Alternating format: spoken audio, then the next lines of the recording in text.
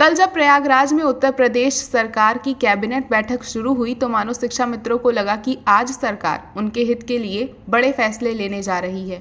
उन्हें पूरी उम्मीद थी कि इस कैबिनेट बैठक में उनके लिए कुछ न कुछ बड़ा निर्णय लिया जाने वाला है, जिससे उनके जीवन की समस्याएं खत्म होती हुई नजर आएंगी। लेकिन जब कैबिनेट बैठक समाप्त हुई तो उनकी ये उम्मीदें टूटती हुई नजर आईं, क्योंकि सरकार द्वारा शिक्षा मित्रों के लिए कोई भी फैसला नहीं लिया गया। सभी शिक्षा मित्रों के मन में यही सवाल था कि कैबिनेट बैठक से पहले शिक्षा मित्र संगठन लगातार शासन प्रशासन के लोगों से पैरवी करता रहा। मुलाकातों का दौर जारी था। कई मंत्रियों नेताओं से मुलाकात की गई और सभी का यही कहना था कि जल्द ही शिक्षा मित्रों की समस्याओं का हल करने के लिए बड़े कदम उठाए जाएंगे। संगठन को पूरी उम्मीद थी कि इस कैबिनेट बैठक में उनके लिए कोई बड़ा निर्णय लिया जाएगा, लेकिन ऐसा कुछ हुआ नहीं। कैबिनेट बैठक को लेकर शिक्षा मित्रों में निराशा देखने को मिल रही है।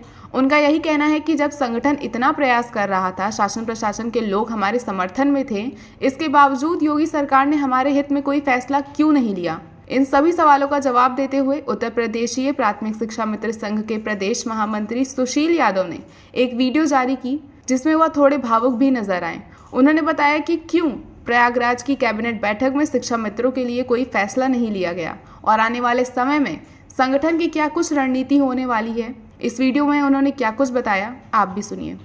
रात 11:30 बजे लखनऊ से निकले थे। पूरी रात चलते चलते प्रयागराज पहुंचे थे और सुबह से ही आपने देखा होगा, सुबह से ही हम लोग उत्तर प्रदेश सरकार के माननीय मंत्रीगणों से मिलने के लिए प्रयागराज की कैबिनेट में आने वाले सभी मंत्रीगणों से मिलने का प्रयास कर रहे थे।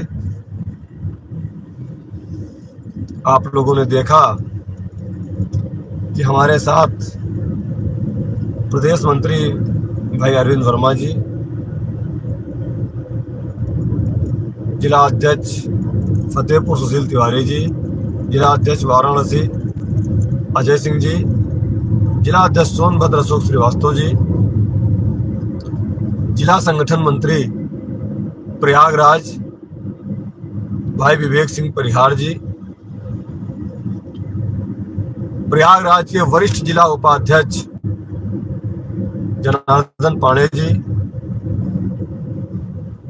आज साथियों के साथ सुबह ही हम सर्किट हाउस पहुंच गए थे और वहां पर जिस काम से आए थे कि हम माननीय मंत्री जी लोगों से मिलेंगे कि कैबिनेट में जो भी प्रस्ताव है वो पारित हो जाए, इसके लिए सबसे पहले हम लोग उत्तर प्रदेश के उप मुख्यमंत्री माननीय श्री ब्रजेश पाठक जी से मिले। वहीं पर माननीय मंत्री दारा सिंह चौहान जी से मिले। माननीय मंत्री श्री दया शंकर सिंह जी से मिले। माननीय मंत्री श्री दया शंकर मिश्रा दयालु जी से मिले। माननीय वित्त मंत्री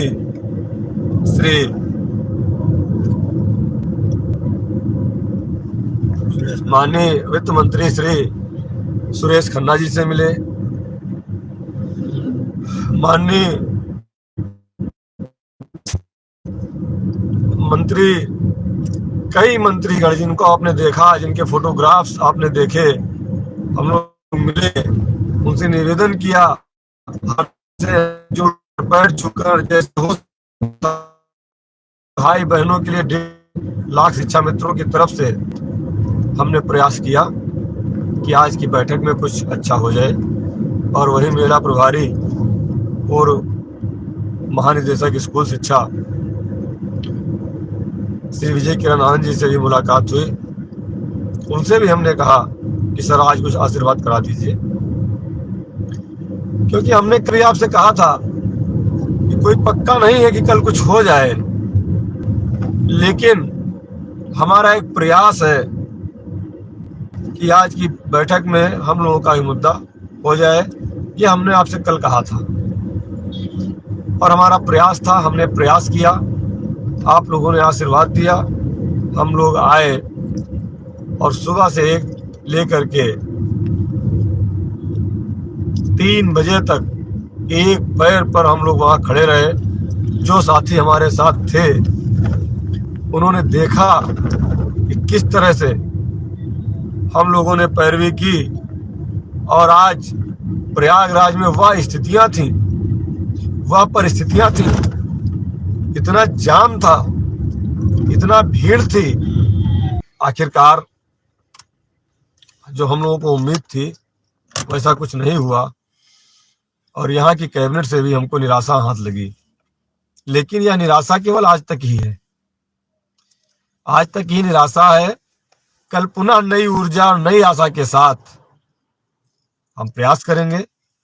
आज की कैबिनेट में नहीं हुआ तो कोई बात नहीं, अगली कैबिनेट में होगा, क्योंकि जब प्रस्ताव हर चीज तैयार है और माननीय मुख्यमंत्री जी ने कहा भी है कि हमें सही समय का इंतजार है और सही समय पे हम करेंगे, उसके लिए हम लोग पुनः प्रयास करके मिलेंगे, बात करेंगे, सरकार से मिलेंगे, माननीय शिक्षा मंत्री से मिलेंगे। तो हिम्मत हारने से कोई काम नहीं होता। अगर हिम्मत हार जाते तो ये मूल विद्यालय का शासनादेश ना होता।